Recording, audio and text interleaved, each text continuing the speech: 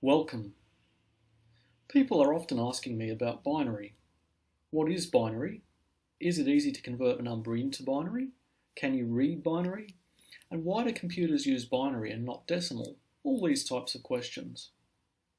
In this short video, I'll explain what binary is, why it's so important to computers, and just how easy it is to understand. Firstly, everyone is probably familiar with the decimal system. You use it without thinking every day.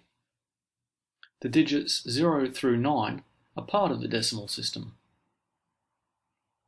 It's so called decimal because it has 10 different symbols that can be used to represent a number.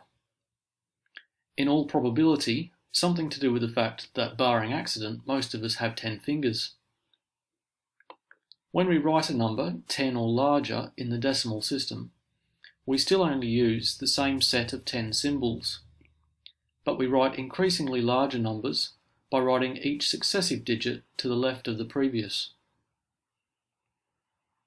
The decimal system assigns a value to the position of each successive digit, and so the value of the number in question is obtained. For example, the number 13, shown now on your screen, is written 1, 3. The position of the 1 has the value 10, and the position of the 3 has the value 1. So in other words, we've got one lot of 10 and 3 lots of 1, which of course adds to 13. Using cookies, we can perhaps make this mechanism more palatable and easier to understand. Each position or place for a digit has a certain value, and the value of each successive place increases by a multiple of 10 cookies. So if we have 13 cookies, we have one lot of 10 cookies and 3 lots of 1 cookie. Before we go on to look at binary, let's take a look at one more example in decimal. The number 342. With 342 cookies, we have 3 lots of 100 cookies, plus 4 lots of 10 cookies, plus 2 lots of 1 cookie. A total of 342 cookies, and consequently the number is written as 342.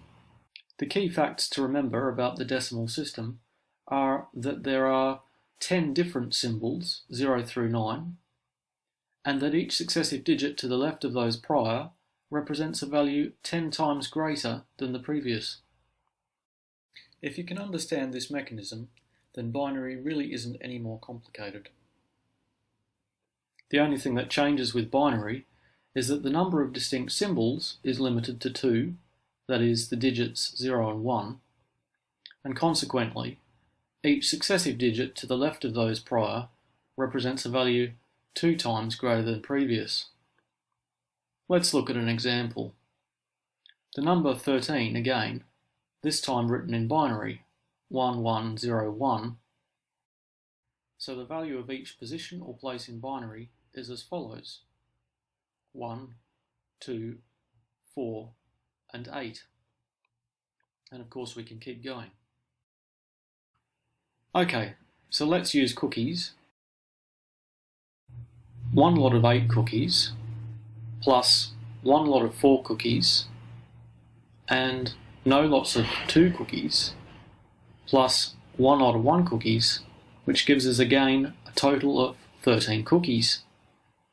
Recall that the place value of each successive digit in binary is different to decimal, so the places have the values 8, 4, 2, and 1. Let's revisit our previous example of 342. We have one lot of 256 cookies.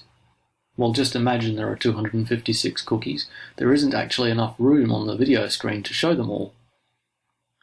And one lot of 64 cookies, plus one lot of 16 cookies,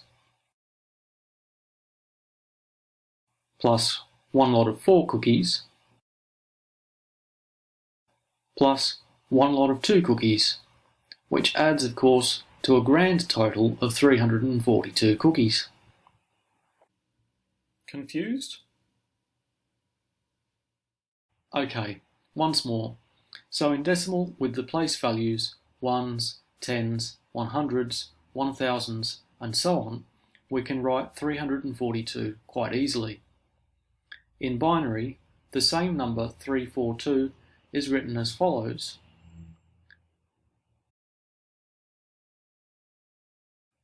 The only symbols we can use, however, are zeros and ones, and consequently the place values change. There are now 1s, 2s, 4s, 8s, 16s, 32s, 64s, 128s, and 256. You'll notice, because there are only two symbols, 0 and 1, we need a lot more digits to represent the same number. So the key facts to remember about the binary system are that there are only two different symbols, 0 and 1, and that each successive digit to the left of those prior represents a value 2 times greater than the previous. Converting between binary and decimal for small numbers is easy to do. For larger numbers, there are rules that you can find on the internet, or I recommend that you simply use a calculator in programmer's mode.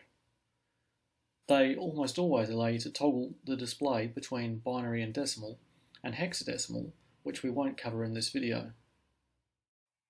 For small numbers, write the number down on a piece of paper. Then write the place values of the binary digits, remembering each successive digit's value increases 2 times.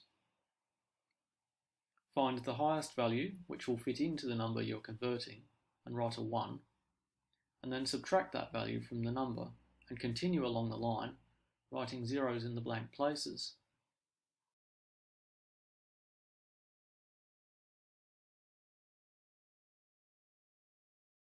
To convert a binary number back to decimal, just take each successive 1's place value and add it to the previous. So we've got 32 plus 8 is 40 plus 2 is 42.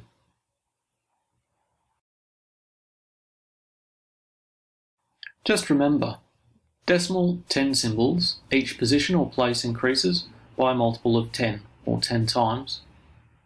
Binary 2 symbols, each position or place increases by a multiple of 2 or 2 times.